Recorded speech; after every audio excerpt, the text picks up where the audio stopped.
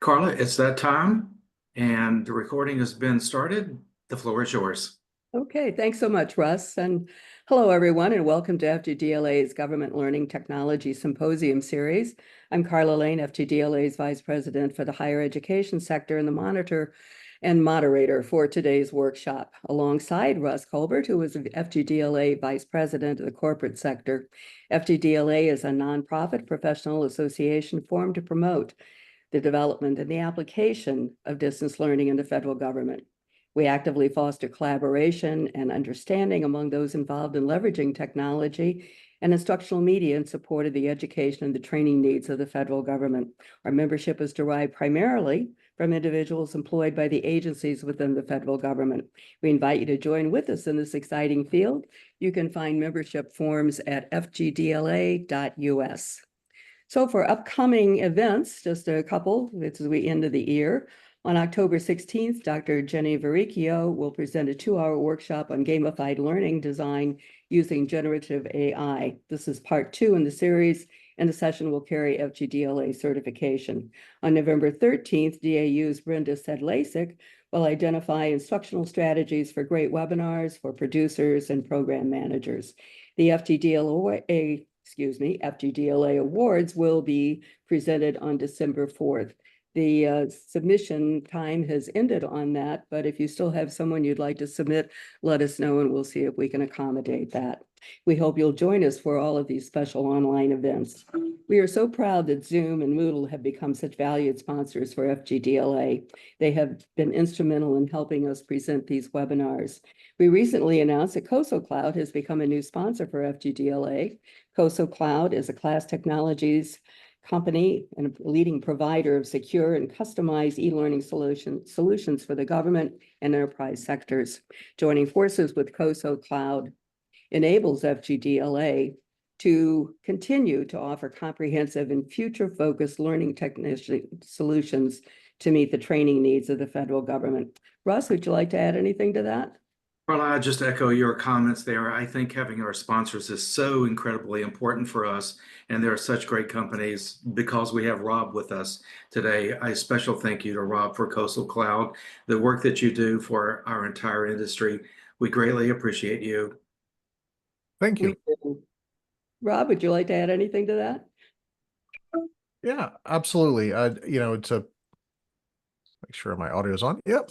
It's just a pleasure to be here. It's a fantastic organization to work with, and I'm learning something new every day with the team. So thank you all very much. That's great. Thank you so much, Rob. We're so pleased to have you with us. We think you're great, and we've enjoyed working with you as well. Yes. So today's webinar will focus on a special panel presentation prior to the DevLearn conference. It is a preview to cracking the code, measuring and demonstrating the ROI of government training programs. Rob Porter of CoSo Cloud is chairing the panel with David Kelly, who is chairman of the Learning Guild.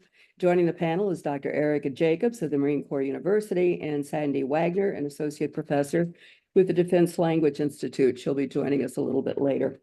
Rob, David, Erica, it's a pleasure to have you with us, and the floor is yours. Rob? Fantastic. Yeah, and so we wanted to be able to provide a little bit of insight into what we're doing at DevLearn and some of the specialized workshops that we have in place, including a government-focused panel. That panel is actually going to be discussing the measuring and demonstrating of ROI in government training programs. And this is somewhat of a kind of a deep and wide conversation. And there's with a lot of different perspectives on that from different agencies, as well as different roles within agencies as well. So we wanted to go ahead and provide a little bit of insight into that, what that discussion is like. We want to be able to share that with you and provide some other information about, our partnership also with DevLearn. So we'll be at DevLearn. We'll be there on November 6th through the 8th. And that is actually through a special partnership that we have with DevLearn, thanks to our work with David Kelly. We're going to have a curated series of courses there focused on government training. We'll also have an exclusive networking opportunity for government employees that are focused in the L&D space. And we'll also have a very specialized panel discussion focused on government ROI.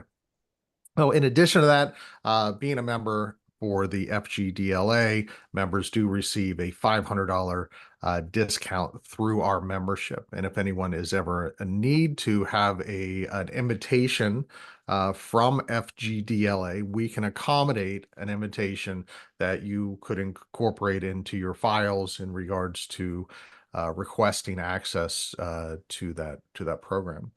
The panel discussion that we're going to be going through is going to be focused, as I mentioned, on measuring ROI. And we have currently, right now, we have David Kelly and Erica Jacobs with us to elaborate a little bit more on what that discussion is, and also be able to provide some insight into experiences that particularly Erica has within her role on how ROI is perceived, how it's looked at, planned, and everything else. So at that point in time, at this point in time, I'd like to go ahead and, by all means, introduce David Kelly. Thank you very much for joining this discussion. And Erica Jacobs, thank you as well.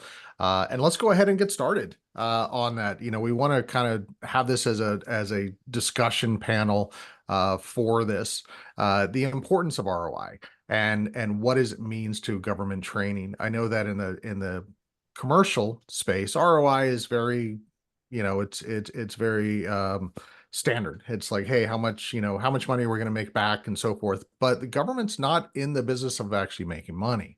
And so there are other initiatives. So we have to kind of look at what does ROI mean, and let's perhaps look at the definition of that within the government space. So Erica, if I can invite you to join in on that part of the conversation. Yeah, absolutely. Thanks, Rob. And I'm happy to be here. So as the Deputy Director of the Educational Technology Department within the university, we're looking at educational technology tools, and we're looking at training, the training, education and training of Marines. So yeah, we're not looking at money, right, at all. So what is that return on investment? It really depends, I guess, who you're talking to. Even within our own organization, we have to make the cost of the tools that we're purchasing worth it, right? Are we getting that return? And then you mentioned initiatives. I would say, yeah, absolutely. It's going to depend on what initiatives are out there right now. And for us, when we get a new commanding general, they are always going to have, like, what do they want to put what do they want their footprint to show? Like, what have they done? So we kind of have to listen to what are the hot topics, right? And what they're wanting to gather. So the data, it's always going to be, not just did students complete this training, how well did they, and then follow on when they do like surveys later on, like how is that translating out into the fleet, into the field? So I mean, there's so many levels of that, because the instructor, the developer of the course, they're going to have a return on investment that they're looking at, right? And then that individual Marine's accomplishment, and then as well as this entire Marine Corps as a service. So Erica, it absolutely varies. Yeah, can I ask you too, as far as like what is that starting point for you, as far as establishing how do we see success in that program? Because I mean, I think that kind of gets translated into the success of the program. So where does that conversation start? Like, where are you with those programs at the very beginning, and how do you establish those? Well, that's a really good question. So how do we start? I guess by what's the need, right? What are we trying to accomplish? Like, we get recommendations in the educational technology department, we get recommendations for tools, right? So why are we asking for this tool? Why do they want this tool? What are we hoping that this tool will accomplish for our Marines? Is it going to help them learn faster? Is it going to take less? Is it going to take the stress off of the course developers because it's going to be more auto-generated? So I think the question always goes back to the why. Why are we looking into this? And I think that's where like this is huge for us to like come together and network and find out, hey, where are these different tools? Where can they be used? And then maybe looking at broadening our scope a little bit and saying, hey, commercial organizations are maybe using these tools in one way, but is there another way that we can use it? Like the director of our department, he likes to look at how companies maybe when they're I just lost it. So he's always looking at like when they're trying to make a sale, right? Mhm. We want to reach as many people as we can. Well, we also want to do that with education. We want to find out like how we can pinpoint reaching our learners, and maybe poking them a little more often. And it doesn't have to be with a direct educational tool, but what do we want to accomplish? Right, for sure. Eric, I remember a couple of years ago when you were doing some research and you were looking at a sinking of a vessel outside of San Clemente Island. Mhm. And in tracing back all the information from that, you learned that the educational component hadn't been followed as strictly as it should have been. And because of that, there were some deaths associated with that. So I think that's a really important return on investment for your organization. Yeah, absolutely. That tracking of not just putting checks in boxes, but Mhm. truly taking that, making the requirement so that you can't get around it. You can't skirt around it or just click through something, right? Like that they're really accomplishing that desired learning objective, right? Yeah, for sure. I can say too, I mean, as far as someone who has been a program manager for a number of government initiatives, different agencies, different groups, different teams, different marching orders. And what I have seen is really it's just a matter of, as Erica, as you mentioned, is like, why are we doing this? What are we expecting to kind of get out of that? And I think from what I have seen for a number of them, I'm currently working with the VA, DHS. I had a large program with the FAA, and they were converting radar service technicians into a new technology. Everyone had to get A+ certified, NAT+ certified, the whole deal.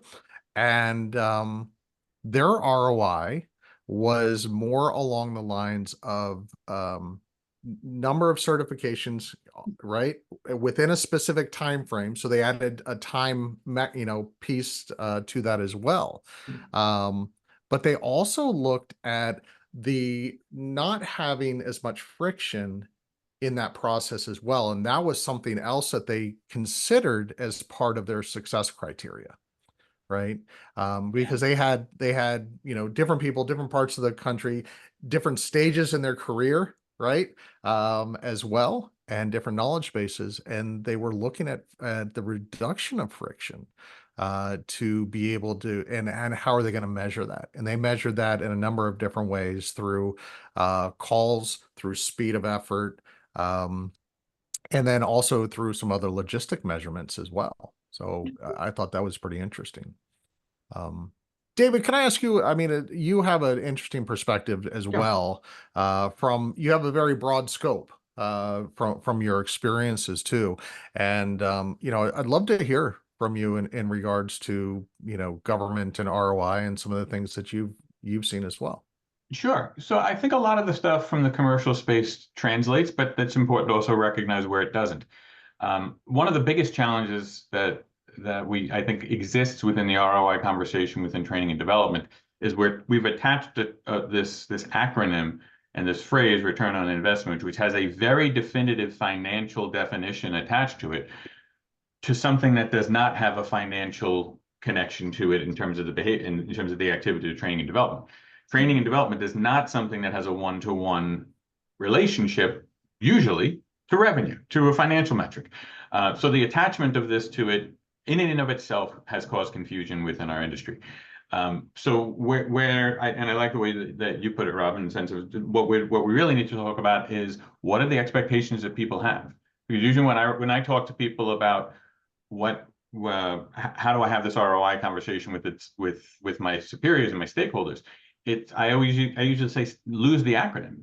Don't talk about what the ROI is. Don't talk about anything financial.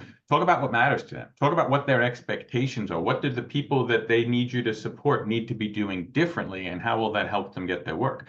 And one of the things that I truly believe in, as much as it's not in a it may not necessarily sound like the most positive statement to make about the work that we do in training and development, but most organizations don't care about learning. At least not in the core element. They care about learning because they recognize that if people are learning and developing new skills, they can do their jobs better, and that adds more value to the organization. So we need to see it through that lens, and then look at it through the lens of what do people need to be doing differently that's going to drive more value to the organization, and focus our ROI conversation through how we impact those measures.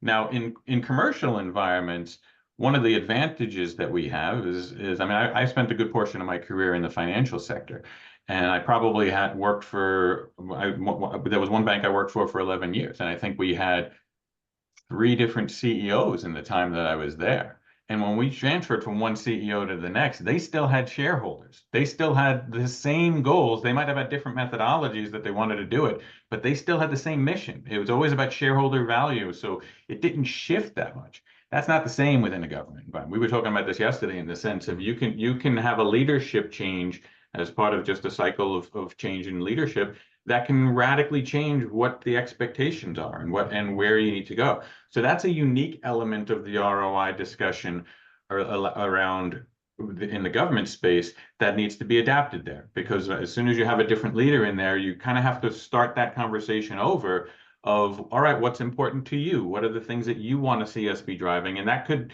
be a small tweak to your training strategy, or it could be a radical shift to your training strategy, depending on how much of a shift it is and gain there.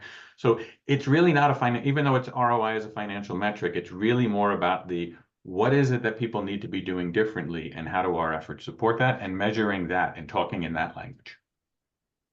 Yeah, I love what you're saying, David, because it's 100%. I mean, that is exactly what we see. Not just the leadership, but then also what's happening in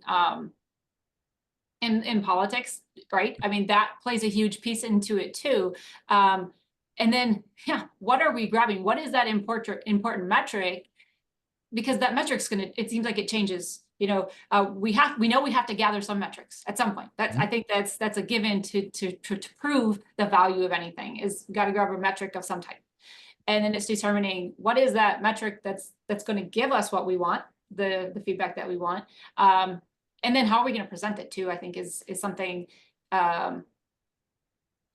to consider as well. Like we can collect all this data, but then how are we going to share that it's still proven? You know, and that kind of goes back to Carla's point, what you were saying about that example at San Clemente, where the incident occurred, which I want to tie back to, like when I say we can teach these courses and they can do well in the coursework because right, the grades proved it, but the follow on, like when they get out into the fleet, when they get out into the field, or when our government employees get on the job, is that translating?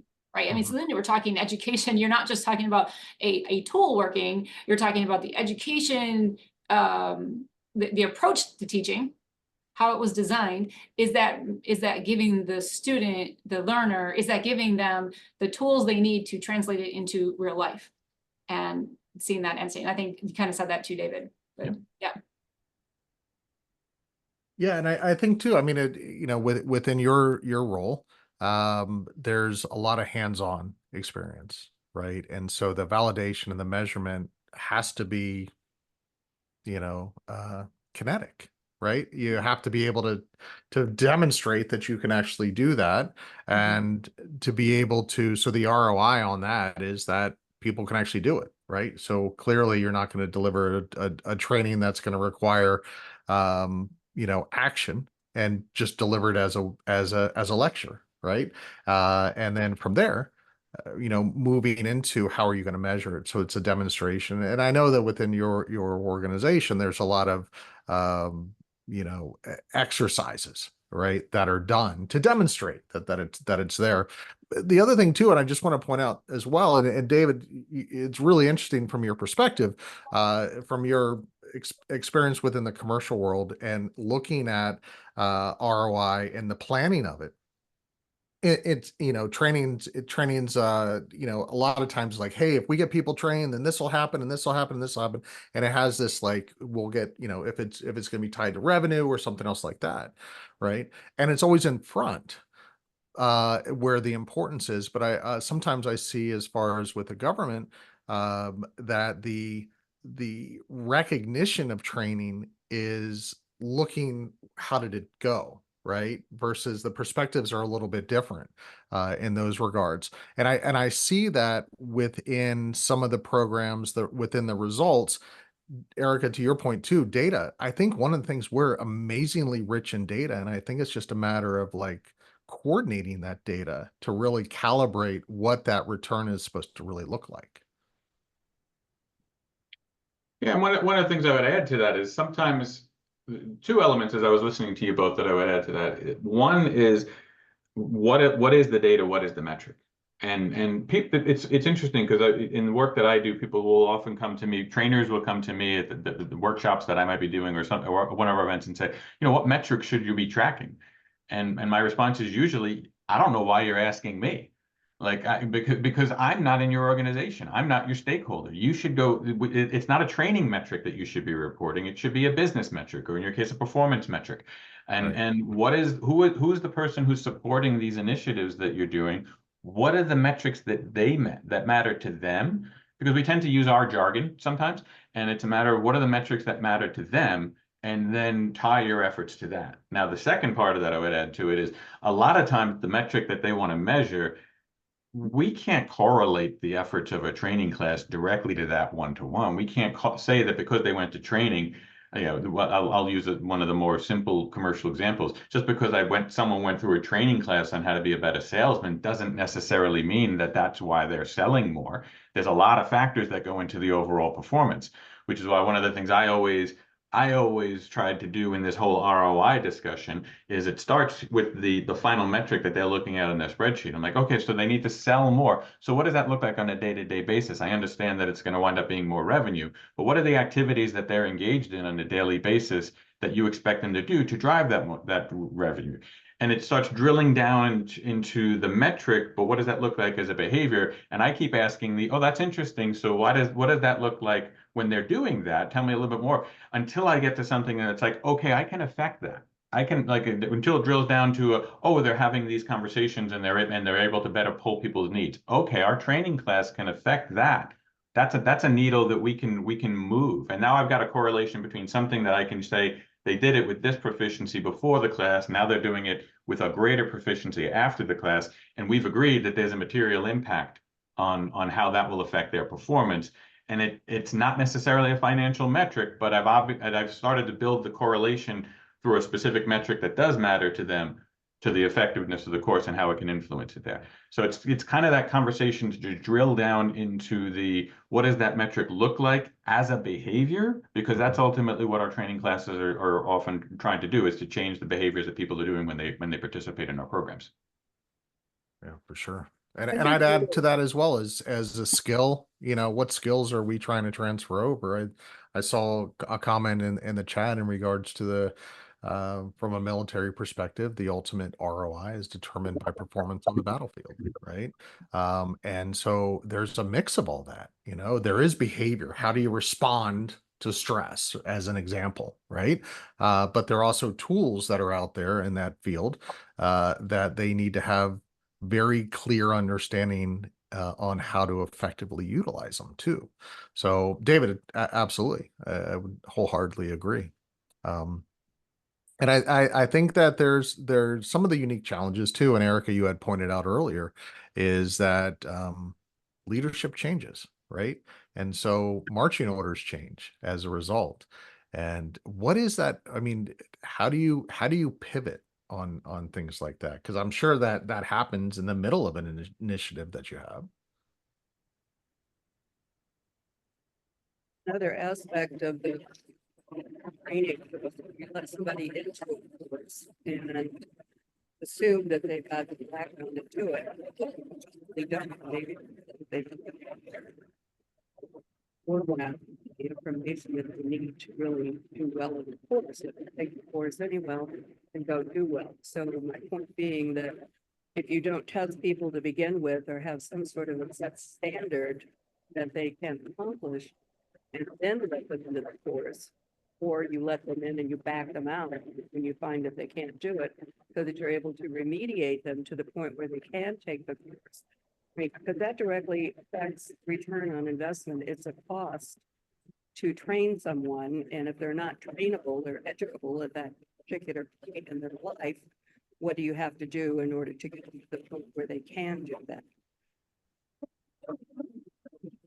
Yeah, I would agree. And I saw as well, there was another comment in the chat in regards to, you know, this is why ROI, as much as I've been through training for it, has not resonated. And I think, you know, to that, to what Erica and Carla and David, you had mentioned, is that, is it more about the expectation? Like, what are we actually trying to do, and really nailing down what the stakeholders' visions are. And when they change, we, you know, things have to get adjusted, obviously. But I think, you know, with that, the expectation also has to be very publicized, I think, for everyone to really have a buy-in into it as well. Because I think people perhaps going into training, it's a great opportunity for them to speak up if they go, hey, you know what? I'm doing this training, but I don't get it. Like, why am I doing this? That type, you know, that type of thing. And I think sometimes when the expectations are articulated and shared from leadership, that also helps in those regards for that program too. Yeah, and I see that Jay also mentioned return on expectations. So we kind of talked about that the other day. We were prepping for this, and that's interesting to hear. I know, Rob, you had brought stuff up about doing that comparison on side by side. Yeah, absolutely. Yeah, by all means, Russ. So sorry, Rob. Was that a question directed at me? Oh, I'm sorry. I thought you had a question for me. Sorry. No. But I can tell you that I'm holding my tongue here because it was my job to determine return on investment, but we didn't call it that in the United States Navy training program. We called it cost avoidance. And I had this responsibility for about 4 years for many different training sites around the East Coast and one ship at sea. And creating a measurement of money saved was very important. And we selected courses kind of like Erica, based on high throughput courses, about 25 different courses that had a lot of demand and had a backlog. So courses we selected, we knew would work through educational technology. We could deliver it to many locations with one single convening of a class, and we saved taxpayer money. It was a win-win situation for everyone. And I loved doing it. I loved the job. I wish if I could go back to the Navy, and I was laughing at Jolly Holden's comment there. Success is determined on the battlefield. It's also determined on the ship at sea. So it's everything. It's very widespread in the military for sure. Yeah. No, I love it. I absolutely love it. But I do think that, you know, some of the challenges that I see out there in government training, you know, as far as, you know, the not just the leadership changing, things like that, but also aligning. My experiences I'll always guarantee there's a committee, right? There's a committee for establishing, you know, what the program is about and who's going to be Mhm. leading it and so forth, and navigating some of those, some of that as well is, I see quite a bit within the government sector too. Oh, perhaps we can perhaps move on to some other, like, you know, case studies and some examples as well. I know, Erica, you and I were talking, you know, the other day about, um, you know, just some of the challenges and how do you measure, even in picking tools, choosing tools for it, and you know, how do you measure what that success is and how that aligns with the training, and does it get in the way in some cases, you know? Um, so, you know, I think that's always an interesting thing too, because I see the government is always trying to find, you know, learn from the private sector as far as what are the latest and coolest tools that are out there and how can we leverage them. Right?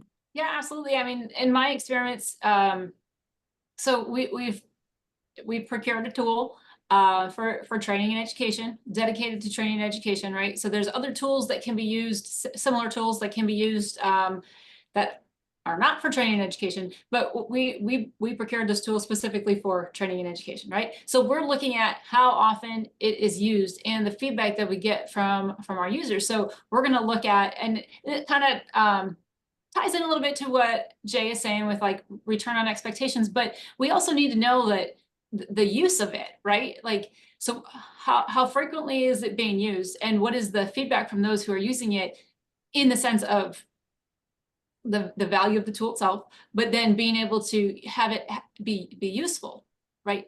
Like that it's a value added and not just another tool to click into, just another tool to use, another tool to learn, because that also you're investing your there's a lot of time, not just money. That's the time invested into teaching instructors how to use it, to teaching developers, course developers, how to develop with that tool in mind.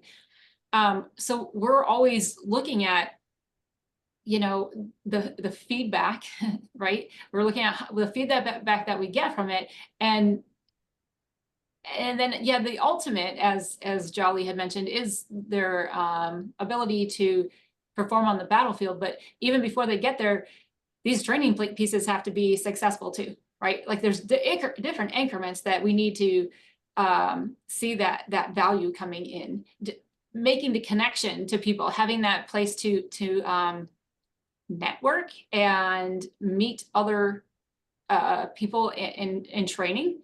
Yeah, if we need to have those connections happening sooner so they can work together and be ready to be, yes, ultimately ready on that battlefield. But we got to make sure that it's working here in a training environment as well. I'll just add to that in regards to, you know, a different look at ROI and different agencies. One project I've worked on, which is supporting the VA and within the hospitals and providing leadership training for supervisors. And what does that look like? And the aspect of the ROI was part of the calculation was the reduction of support calls and HR calls along that coincide with that training. And so that was an interesting metric that they had used, right? As well as like, okay, well, you know, because they can track the calls and they, you know, there's, you know, like Erica, like you said earlier, there's lots of data out there. It's a matter of how do you leverage it, and is this something, you know, that we can leverage it? And to David, to your point, as far as listening to the stakeholders, what do they actually want?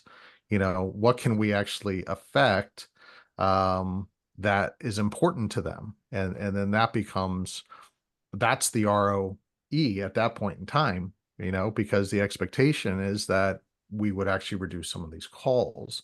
And they know that some of the other aspects of it that they know that would follow would be, there would be less confusion, less wasted time as far as trying to track information down and things like that. So I felt that was an interesting perspective for them to look on how they really define success. One of the other things I'll add that I've found interesting listening to all of you is in the corporate space, Usually the ROI conversation is pretty narrowly focused on the external ROI, the ROI from the efforts that we do and what does it mean to people when they're applying what they've learned in the force in the field. But there's a neglected part of the ROI discussion that I would kind of describe as the infrastructural ROI discussion, which you've all touched on in certain ways in your discussion here, because it carries more weight in the governmental sector, because you're dealing, when I was in the corporate sector, as the company grew, my budget grew because I just had more, there was more revenue, there was more allocation associated with training and development because that supported growth. You don't have the same sort of infrastructure in a taxpayer driven environment. So you have cost avoidance and things of that sort. Those are really important things. And I correlate that to the discussion that I feel we don't have enough in the corporate sector, because there are times people come to me and they say, we want to upgrade our systems, we want to do this. How do I know if it's a good investment for us? And that carries a lot more weight for you guys. That carries an enormous amount of weight of what is it going to do? And I think that's a different ROI discussion. That taps into a different set of skills for the professionals in our field, because you have to be able to look at it and say, if we changed our systems, what additional functionality is it going to provide for us? How's that going to drive value? What is it going to enable us to do more efficiently? And that gets a little bit closer to a financial methodology, because it may not necessarily be a financial metric that you're supplying there, but it does kind of have a little bit more of a financial overtone, because when you're talking to whoever the stakeholder is who's going to sign off on this budgetary item, you have to be able to say, it's going to cost us this much difference for this new system, but it's going to give us these benefits. And then they get to make the call of that extra dollar amount. Is that worth spending for these extra benefits that you've necessarily described? But that's an often overlooked piece of the equation in the L&D space in the corporate sector, because they don't have to have that conversation to the same degree that I think people in the government sector do. I would totally agree. Yeah. I think one of the things too, as far as for L&D leaders, looking at, and I know that there's been this discussion for years about in the corporate space about having a seat at the table, right? How do you have a seat at the table? And usually they refer to that, the boardroom, the executive table, right? But having that training influences so many other aspects of an organization. In Eric, in your particular case, whether it's deployment or after support, right? And it's an integral part of what the entire organization does. And so I think from that perspective too, moving into what does that future look like for L&D and how they define ROI, or if we're going to call it ROE, right, is about, being part of that conversation early on. And to David, what your point earlier was, hey, I can affect that. You tell me what the stakeholder, I can affect that. And I think that's a really important part of the future of L&D within the government space, is being at that table during those discussions and saying, I can impact that mission, and this is how I can do it. Right. Oh. So I think one of the things too, and just kind of going through some of the other topics that we'll be covering further at DevLearn is justifying some of these investments, the accountability, the transparency, what are the metrics, and how do we really align, the performance, and how do we measure it? Because I think that's really, at the end of the day, it's really about the measurement of it all. Whether it's a financial, measurement, which is unlikely in a government space, it's more of a what are we affecting side of things, and so we're going to look more deeper into that. So if I looking at, I just want to invite anyone else to speak in regards to any of these points and other things that you can look forward to in the conversation at DevLearn. What about talking a little bit about how a really substantial, ongoing, formative and summative evaluation contributes to ROI.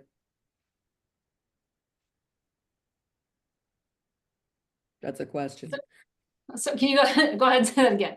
So how the formative, You repeat that, Carla? How do you use, I mean, I'm big on doing formative evaluations because you can do them every 2 weeks or every 3 weeks or once a month. But if you do only a summative evaluation, it's at the very end of the work.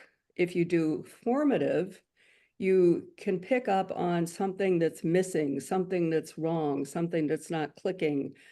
People are missing, question 9 on quizzes. They're not participating in discussions, whatever it is that, whatever your mark is that you're looking for.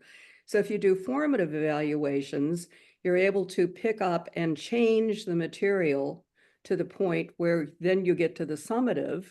And now you've got a much better summative than you would have had if you had not done all the formative parts of it. So I think evaluation is an enormous part of getting to a good ROI or ROE. You have to have both. They don't exist alone. And so many times when we talk about ROI, it's like it's the only thing out there. It's the only thing that we're doing. And evaluation is the biggest component of getting to a good ROI. Because if you don't fix it you can't fix it in post. yeah, Carla, I would absolutely agree with you there. And I think that's where you tie in, and sometimes there's a couple of different ways I think you look at this as those formative assessments building along the way, right? And how can we modify the training and education? I think it also ties in when you get like just general feedback surveys, right? On how people are feeling, because I think, oh gosh, it could tie in with morale too, on the approach to how things are being presented. Does the learner feel like it's meeting them in the middle, or is it just like being pushed down at them, right? I think all of that plays into it too, because it's going to set their mindset. So if they're learning a specific skill or tool and they didn't have a good experience with their training on it, I think that's going to play in at the end state. And then that's ultimately going to play into, was it valuable? And that's why I guess maybe that sticks out a lot to me, because I deal with the technology side, right? So if they have a poor experience with technology, they're going to remember that. Like it's not easily forgotten. When you don't have a good connectivity, when things don't operate the way they're supposed to, you click this button and it doesn't work, they're going to remember that more than the content that was being taught to them. So and I kind of branched away from what you were saying, but along those same lines, not just modifying the content, but maybe how it's presented and how it's being not just presented, but interacted, how they're interacting with it, I think can also make a big difference in that final end state. Because I mean, you're talking, the behavior behind it, the just their overall experience. I think that's going to tie in a lot So if you put together an evaluation, formative evaluation that looks at all of the different components, the content, the delivery, the instructor, the text and other resources that are being used, the amount of time given to learn the material. I mean, there are so many things that you could look at with a really strong and good evaluation. Evaluation is the strongest thing we've got to determine whether people have learned. Did they learn what they were supposed to? Can they apply it? And do they die in the battlefield because we did a lousy job? The other reason I like the fact that you've added evaluation to the discussion is because a lot of times we have these ROI discussions like we're having now, and we talk about the data and the metrics that are there. But what we haven't talked about is the fact that sometimes we don't have access to that data. Sometimes we don't have access to the metrics that can best tell that story. So, and I know in the corporate space, at least, there are times where because that's what we should be talking about, we don't have access to the data, well, we can't tell our story. And that's not an acceptable answer, unfortunately. So it's a matter of what can we do? So, how can we tell our story? What data do we have access to? We may not necessarily have the holy grail of what we're looking for, but what can we do under the circumstances? And evaluation is a great piece of that. There are many times in my career where the only way I could tell my story is by doing evaluations. And the combination of the formative and the summative gives us the opportunity to iterate, learn, and get to a better result. So I think evaluation as a tool within the ROI discussion is a critical component that people should not forget. Yeah, because it contributes to it and it gives you all the data you need to really support what you're saying when you say, well, we met the return on investment that we wanted, and we met the return on expectations that we wanted. If you don't have those, you don't have the data to get to that, all you're doing is standing in the room flailing around and going, gee, I hope you believe me. That's true. I love it. And I liked to your point also, as far as the evolution of that evaluation, like what are you learning? What are we going to incorporate in the next one? Right. As well. Because there may be some things that we thought we would want to measure, and we decided that there's actually some other things that we want to measure because we're learning from these current evaluations of different behaviors, different perspectives, aha moments in the middle of the process for sure. So I think it's great. You find interesting things. I was an evaluator for the U.S. Department of Education and doing a study on Los Angeles County Office of Education, and they were using constructivism in the classroom and on television. A television teacher was teaching two students in a classroom, and then the classroom instructor sort of took over like a my time and, you know, walked around, and it was learning by walking around, teaching by walking around. And what we found was we hadn't trained the teachers in constructivism, in that theory, or how to do it or anything else. But because they modeled it, it was being modeled on the television by the television instructor, the classroom teachers were picking it up. Within 1 year, all of those teachers were using constructivism to teach that particular content. And within 2 years, it had spread out, and they were using constructivism to teach in all the content areas. That wasn't anything that we expected. We didn't expect that at all. They didn't think that anybody would learn except what the kids would learn in tearing, you know, flower petals apart. But what we found was a brand new way of training, and it was osmosis. That was it. It's fascinating. Immersive training. Yeah, so they were Exactly. being trained, and it took 2 years, but it didn't cost an extra dime. Isn't that interesting? Boy, talk about return on investment. For Yeah. sure. You can Yeah. find things like that buried in the evaluations that you're doing that then contribute to ROI and ROE. Now you really, really got something. Yeah. Absolutely. That's fantastic. Well, I think as far as, you know, looking at some of the other topics that we'll be covering, there is, you know, the alignment aspect of it all, and how we're going to take a look at that. If there's anything else for you know, that you all wanted to contribute, I was just gonna kind of sum everything up, and I know that we're kind of running a little bit shorter on time there. So, but as far as Erica, is there anything else you wanted to follow up in regards to that part of the discussion? I think I kind of already hit on like the performance alignment. Yeah, like where are we going to see it come on? How people are going to yeah, the performance along the way. I don't really have anything else to add on that. Sorry. No, totally fine. Totally fine. It was just final discussions. And Yeah. David, how about yourself? You know, I just think we've touched on. I've learned a lot through the discussion, so I'm thrilled to be a part of this. But it's reinforced what I've always believed, and spending a little bit of time with you folks from the government has reinforced it, that it's always contextual. You know, I have to understand what people are expecting, what your stakeholders really want, because they are ultimately the people who determine whether or not we're driving an ROI or an ROE. We have to understand what they value and make sure that our efforts are aligned with that. Absolutely. No, that's great. And Carla, by all means, you know, anything else you would like to follow up on, really appreciate hearing from you. I think that We think of the federal government mostly as either military or people sitting at desks processing paper. The medical component of it is huge. Years ago, I did a training for the Veterans Administration, 40 hours of making GS 2 through 6s be nice to patients when Max Cleland was the head of the VA. That was an expectation. It was a very easy expectation, make people be nice to other people. And it worked, but there was other components to that.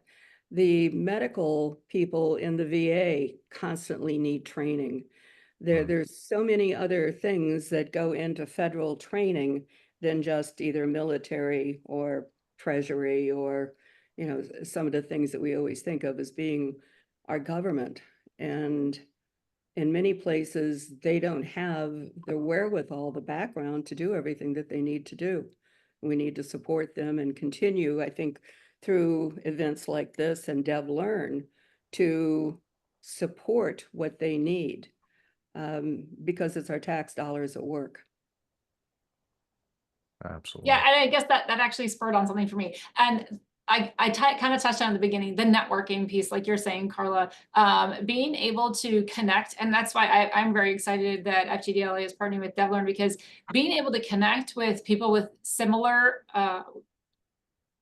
needs, you know, we all need to accomplish, and within this space. And, you know, for me, again, I'm going to bring up the technology. We have to operate within the FedRAMP environment, right? And we have to meet those expectations. Thinking about security, that puts it into, you're put into another box, right? So there, you have to accomplish all of this, but inside of this box, and it's not always easy to navigate how to get into that box and then still meet those expectations. So I'm really looking forward to where we can connect with each other, networking, and, you know, what do you use to accomplish that? What tools do you use? So I'm looking forward to that. I think that's important because, I mean, one of the things that I've seen in working with different agencies is that they're very siloed. You know, they're very, you know, there's not as much as I would love to see a collaboration between agencies, right? And, you know, I've worked on projects where I've even brokered content before, right? Between two states. One state had a need for one piece of content, another state had a need for another piece of content. And so it's all public domain and it's already been built. And being able to, one of their goals was time. It was time bound. And so being able to share that. So I think the networking aspect of it is huge and needed in this space. And I think for the use and efficiency of the tax dollars, as well as the, you know, the time and effort of the people that are serving as well. But, you know, Rob, years ago, this is when Clinton was in office, he did an executive order, which eventually led to API and now XAPI. It was, you know, advanced distributed learning came out of that. I was on that committee for the Department of Education.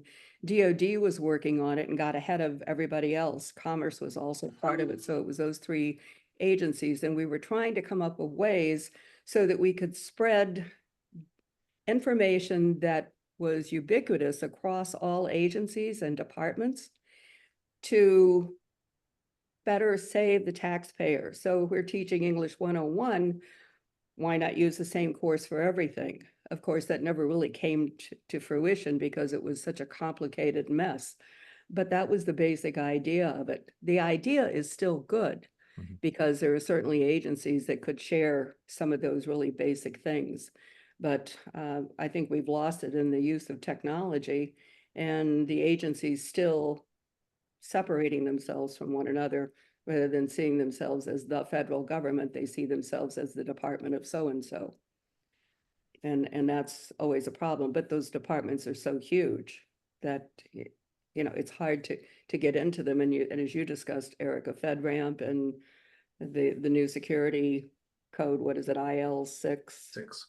Yeah, that one. Yeah, the different impact levels. Yep. I mean, those make, you know, big differences. So, well, Rob and Erica and David, thank you so much for being with us. I'm sorry Sandy couldn't join us. She had a previous meeting, but we'll fill her in on everything. We want to thank you all for joining us today. It was a really interesting discussion, and I think it was great to have a discussion that we could go through all of these things. So thank you for being with us today. And Rob, thank you for pulling all of this together. And David, we're really looking forward to DevLearn. Thank you so much. That concludes the webinar. Good afternoon.